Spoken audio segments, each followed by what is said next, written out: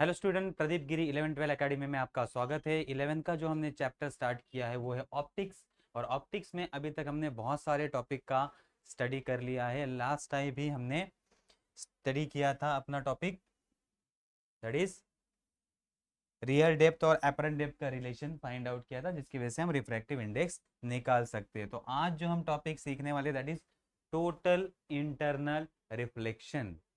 Total internal reflection, देखो word क्या कह रहा है, रिफ्लेक्शन मींस लाइट उसी मीडियम में वापस जाना, बाउंस बैक होके। ओके, लाइट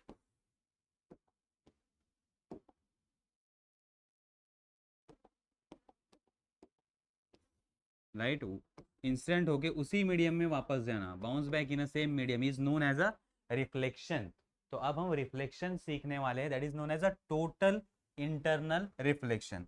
तो उसके लिए अब हमें एक कंसेप्ट याद रखना है कि when light travel from denser medium to rarer medium, when light travel from denser medium to rarer medium, ठीक है। लाइट जब डेंसर मीडियम से रेयरर मीडियम में जाता है, optically denser to optical rarer, तो क्या होता है, ये एंगल है incident, then light bend away from the normal. Light क्या जाता है, नॉर्मल से दूर जाता है, नॉर्मल से दूर जाता है। तो ये कंसेप्ट हमें याद रखना है। जब light denser to rarer medium में जाता है तो ये क्या होता है, बेंड होता है away from normal. Means R का वैल्यू ज्यादा होगा कंपेयर टू आई। ये समझ में आ गया। So R is greater than I, R का वैल्यू ज्यादा होगा। तो अब ये कंसेप्ट हमें याद रखना है, क्योंकि ये कंसेप्ट हमें टोटल इंटरनल रिफ्लेक्शन में लगने वाला है। ठीक है, चलो आते हैं टोटल इंटरनल रिफ्लेक्शन पे। तो देखो यहाँ हमने एक डेंसर मीडियम लिया है, यहाँ हमने एक डेंसर मीडियम लिया है। तो ऑप्टिकली डेंसर मीडियम है हमारा इस तरह से, ये है ऑप्टिकली डेंसर मीडियम, आपको डायग्राम में दिख रहा है ऑप्टिकली डेंसर मीडियम। और यहाँ हमारा लाइट का सोर्स है, यहाँ हमारा लाइट का सोर्स है, यहाँ से लाइट इमिट होगा। ठीक है, अगर लाइट स्ट्रेट डायरेक्शन में इमिट होता है तो कोई भी डेविएशन नहीं होता, कोई भी डेविएशन नहीं होता। तो ये हमारा डेंसर मीडियम है और ऊपर वाला मीडियम हमारा रेयरर है। तो जब लाइट डेंसर से रेयरर मीडियम में जाएगा, डेंसर से रेयरर मीडियम में जाएगा, ठीक है। तो यहाँ मैं नॉर्मल ड्रॉ कर लेता हूँ।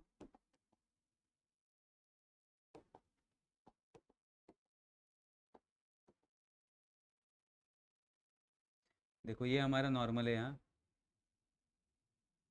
तो अब एक रे यहाँ इंसिडेंट हो रही है, this is incident angle I. अब क्या होगा, light denser to rarer move कर रही है, तो ये क्या होगा, bend away from the normal, bend away from the normal. तो लाइट थोड़ा सा बेंड होगा अवे फ्रॉम द नॉर्मल, तो आर का वैल्यू ग्रेटर होगा। वंस अगेन, अगर मैं आई की वैल्यू और इंक्रीज करता हूँ, आई की वैल्यू और इंक्रीज करता हूँ, ये हमारा नॉर्मल है, this is incident angle I. तो आर क्या होगा वापस, it is bend away from the normal, R का वैल्यू और इंक्रीज होगा, आर का वैल्यू और इंक्रीज होगा। ठीक है, at certain value, at certain value, ये हमारा फर्स्ट एंगल था, ये सेकंड था, ये 1 और ये 2। एट सर्टन वैल्यू ऑफ आई, एक आई का सर्टन वैल्यू अगर हम लेंगे,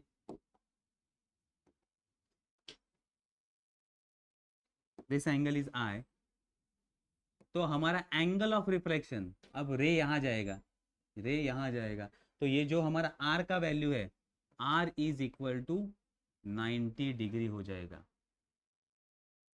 देखो रे कहाँ जा रहा है, हमारा सरफेस के अलोंग जा रहा है, सरफेस को पैरेलल जा रहा है।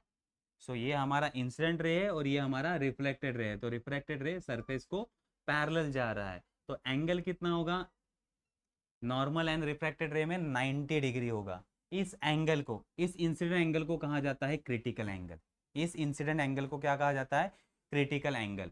अगर इस क्रिटिकल एंगल से हम वैल्यू को और बढ़ाते हैं, तो देखो यहाँ डायग्राम में दिख रहा है, अगर क्रिटिकल एंगल से वैल्यू और ज्यादा हो गई तो लाइट क्या होगा, bend away from the normal और उसी मीडियम में वापस आ जाएगा। This phenomenon is known as a total internal reflection. When light boundary पे इंसिडेंट होके वापस बाउंस बैक सेम मीडियम में होता है, this phenomenon is known as a total internal reflection. Once again repeat करते हैं क्या हो रहा है। देखो लाइट जब डेंसर मीडियम से रेयरर मीडियम में जाती है तो क्या होता है, it is bend away from the normal. तो देखो अब डेंसर मीडियम से लाइट रेयरर मीडियम में जा रही है, तो जैसे जैसे हम इंसिडेंट एंगल को इंक्रीज करते हैं, एंगल ऑफ रिफ्रैक्शन भी इंक्रीज हो जाता है।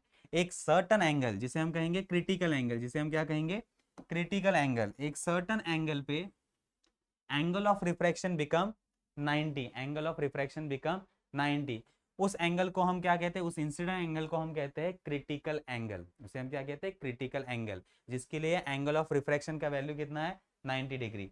अगर क्रिटिकल एंगल से इंसिडेंट एंगल का वैल्यू बढ़ता है तो लाइट वापस उसी मीडियम में बाउंस बैक होगी या ट्रेवल करेगी, तो उस फेनोमिनॉन को कहते हैं टोटल इंटरनल रिफ्लेक्शन। उसे क्या कहते हैं, total internal reflection. So total internal reflection के लिए हमें दो कंडीशन लेनी होती है। टोटल इंटरनल रिफ्लेक्शन के लिए हमें दो कंडीशन लेनी होती है। First condition, okay, first condition क्या है हमारा, light travel from denser medium to rarer medium. तो कंडीशन क्या है,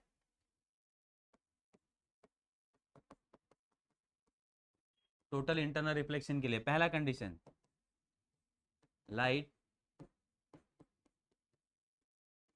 travel from optically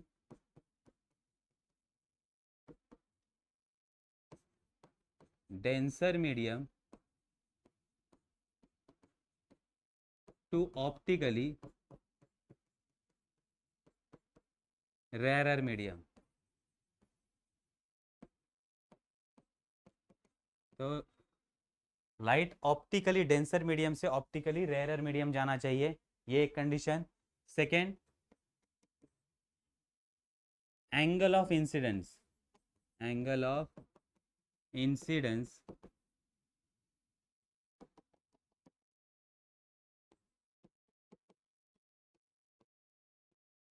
in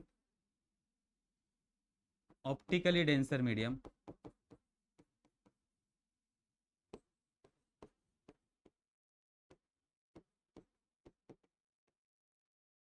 is greater than critical angle।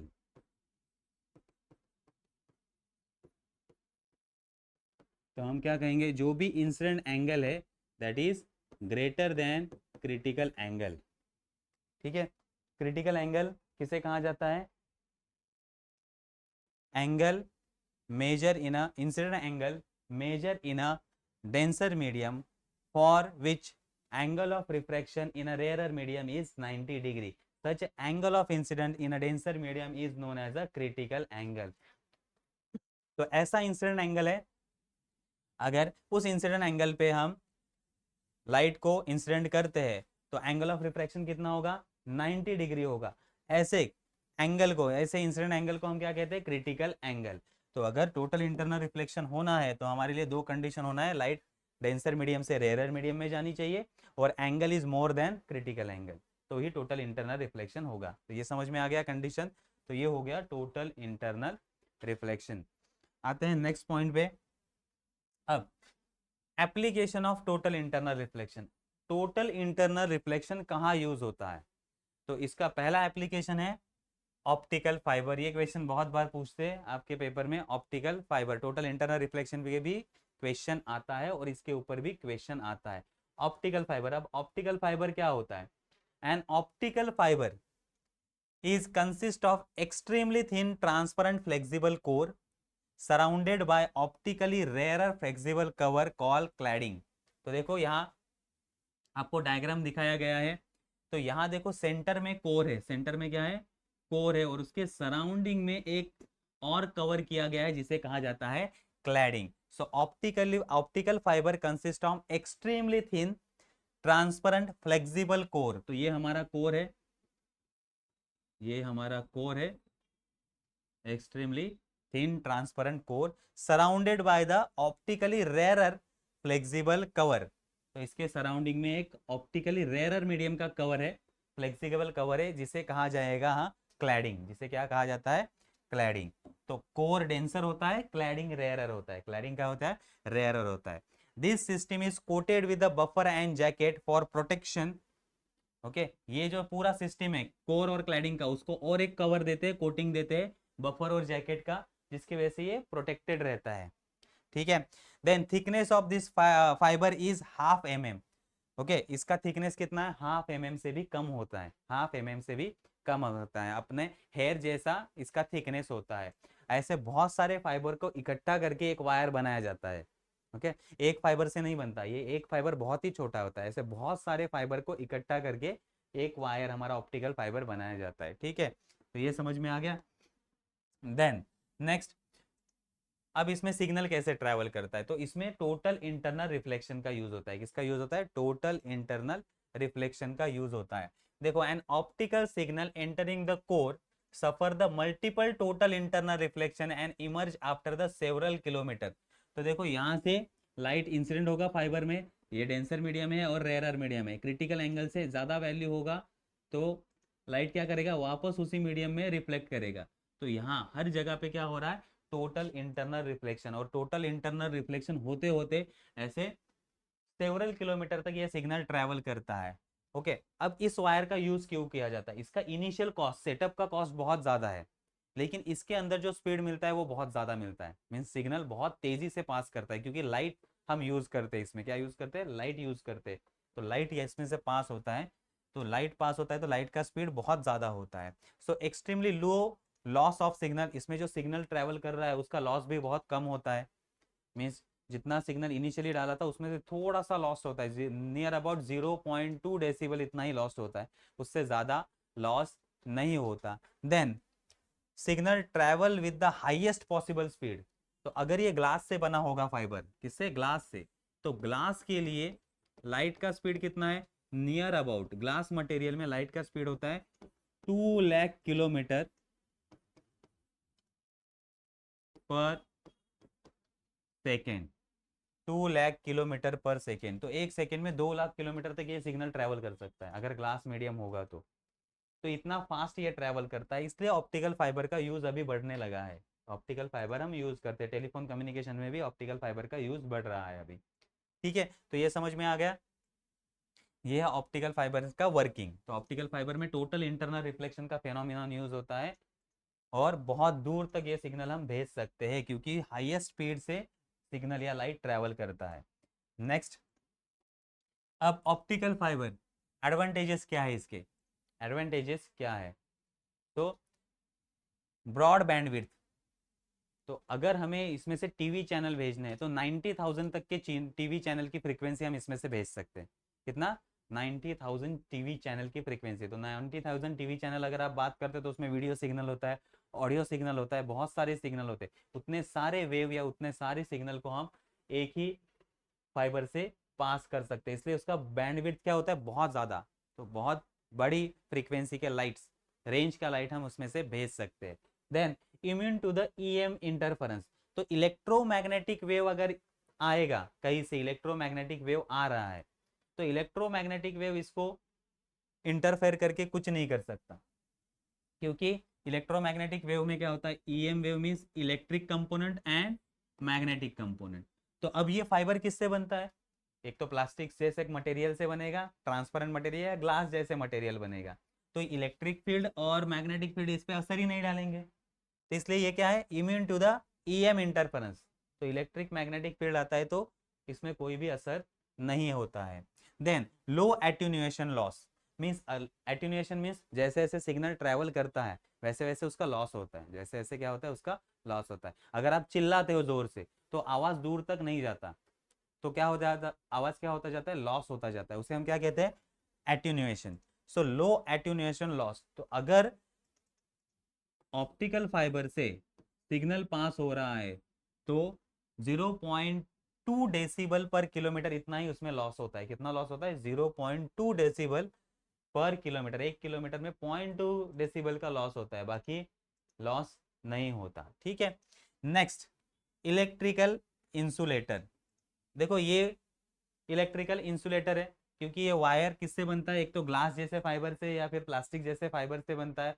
तो इलेक्ट्रिक फील्ड के लिए इंसुलेशन का काम करता है, तो इलेक्ट्रिक फील्ड इसमें से ट्रेवल नहीं कर सकता या इलेक्ट्रिक फील्ड इसको हार्म नहीं कर सकता, तो ये immune to the electric field है, इलेक्ट्रिक इंसुलेटर है। देन थेफ्ट प्रिवेंशन, अब इसमें कोई भी कॉस्टली मटेरियल यूज नहीं किया है, ना एल्यूमिनियम है ना कॉपर है, कोई भी एल्यूमिनियम का वायर नहीं होता या कॉपर का वायर नहीं होता, तो इसको कोई चुरा भी नहीं सकता।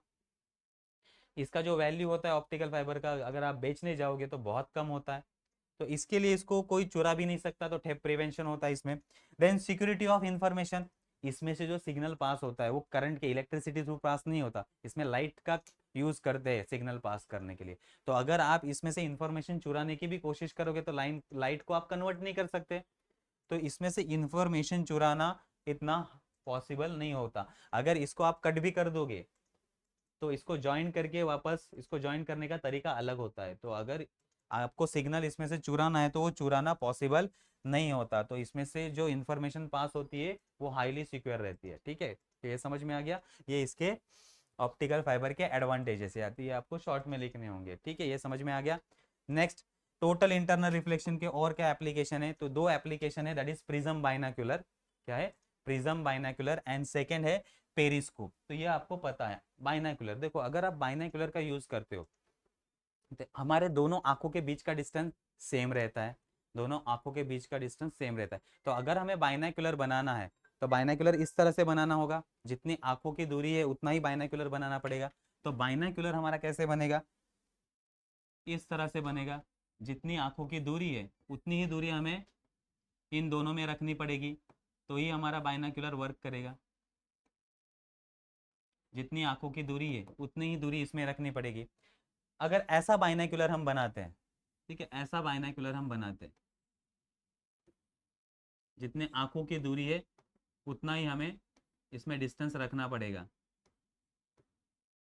ये दो आंखों के बीच में डिस्टेंस। तो उसकी वजह से क्या होता है, उसकी वजह से फील्ड ऑफ व्यू मीन्स ज्यादा हमें ब्रॉड दिखाई नहीं देता, ज्यादा व्यू नहीं दिखाई देता। उसके लिए हमने क्या यूज किया, टोटल इंटरनल रिफ्लेक्शन का यूज करके नया बाइनाक्यूलर बनाया। अब इस बाइनाक्यूलर में क्या होता है, इस बाइनाक्यूलर में हम प्रिज्म यूज करते हैं, क्या यूज करते हैं, प्रिज्म यूज करते हैं। तो ये बाइनाक्यूलर कैसे होता है, इसमें हम इस तरह से इसका डिजाइन करते हैं, इसमें अगर हम डिजाइन करते हैं तो इस तरह से इसका हम डिजाइन करते हैं।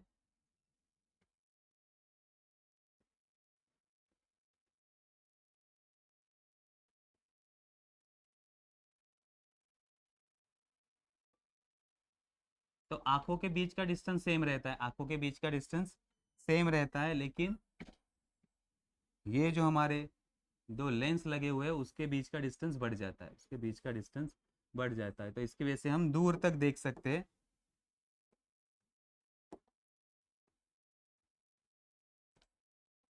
अब देखो यहाँ से जो लाइट आ रहा है वो आंखों में जाना चाहिए, तो उसके लिए हम क्या करते हैं, इसमें प्रिज्म का यूज करते हैं, किसका यूज करते हैं, प्रिज्म का यूज करते हैं। तो इसमें दो प्रिज्म यूज किए जाते हैं, इसमें दो प्रिज्म यूज किए जाते हैं, एक प्रिज्म इस तरह से लगाया जाता है यहाँ, और दूसरा प्रिज्म यहाँ लगाया जाता है इस तरह से। तो लाइट जब भी यहाँ से आएगी यहाँ इंटरनल रिफ्लेक्शन होगा, इस पे गिरेगा, यहाँ इंटरनल रिफ्लेक्शन होगा और आंखों में चला जाएगा। ठीक है, सिमिलरली यहाँ भी इस तरह के हम प्रिज्म यूज करते हैं दो। तो जैसे ही लाइट आएगा प्रिज्म पे इंसिडेंट होगा, टोटल इंटरनल रिफ्लेक्शन होगा, यहाँ भी टोटल इंटरनल रिफ्लेक्शन होगा और आंखों में चला जाएगा। तो अब आंखों तक का डिस्टेंस सेम है, लेकिन जो बाइनाकुलर का विड्थ है या बाइनाकुलर का जो डिस्टेंस है वो बढ़ गया। उसके लिए अब हमें ज्यादा फील्ड ऑफ व्यू मिल रहा है, मीन ज्यादा एरिया हम कवर कर सकते हैं बाइनाकुलर से देखने के लिए। तो ये यूज होता है बाइनाकुलर में टोटल इंटरनल रिफ्लेक्शन के लिए। देन नेक्स्ट है पेरिस्कोप, पेरिस्कोप तो आपने देखा होगा, ये सबमरीन में यूज होते हैं। ये कहाँ यूज होते हैं, सबमरीन में। तो सरफेस पे अगर अंडर वाटर सबमरीन है तो सरफेस पे क्या हो रहा है ये देखने के लिए हम पेरिस्कोप का यूज करते हैं, इस तरह से पेरिस्कोप होता है। तो आप शिप, तो समुद्र के ऊपर अगर शिप है उसको देखने के लिए इसका यूज होता है पेरिस्कोप का, ये स्मॉल डायग्राम ऐसे ही निकाला है। तो पेरिस्कोप में भी टोटल इंटरनल रिफ्लेक्शन यूज होता है। तो पेरिस्कोप में भी हम क्या यूज करते हैं, प्रिज्म यूज करते हैं। पेरिस्कोप में भी हम क्या यूज करते हैं, प्रिज्म यूज करते हैं। तो इस तरह से दो प्रिज्म इसमें लगे हुए होते हैं, तो पेरिस्कोप से जो लाइट आता है वो इंसिडेंट होगा, टोटल इंटरनल रिफ्लेक्शन होगा एंड देन हमें दिखाई देगा। तो इस तरह से पेरिस्कोप का भी यूज करते हैं, जिसमें हम दो प्रिज्म का यूज करते हैं। प्रिज्म में टोटल इंटरनल रिफ्लेक्शन होता है और ऊपर क्या हो रहा है, या ऊपर कौन सा शिप है, दुश्मन का शिप है कि नहीं, वो हम देख सकते हैं अंडर वाटर रह के भी। तो ये दो भी टोटल इंटरनल रिफ्लेक्शन के यूजेस है। तो ये समझ में आ गया। तो आज हमने स्टडी किया टोटल इंटरनल रिफ्लेक्शन।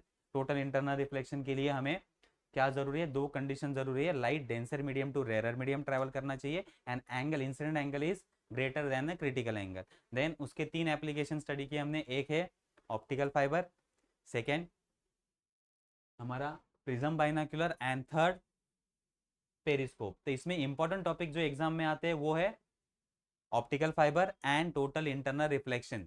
उसमें क्रिटिकल एंगल आपको पूछा जाएगा, उसमें आपको पूछा जाएगा टोटल इंटरनल रिफ्लेक्शन किस तरह से होता है, उसके दो कंडीशन बताओ। ठीक है, तो ये क्वेश्चन जनरली पूछे जाते हैं। तो आज हमने ये टॉपिक कंप्लीट कर लिया है। मिलते हैं नेक्स्ट लेक्चर में नेक्स्ट टॉपिक के साथ। तो मिलते हैं नेक्स्ट लेक्चर में, बाय बाय तब तक के लिए। ठीक है।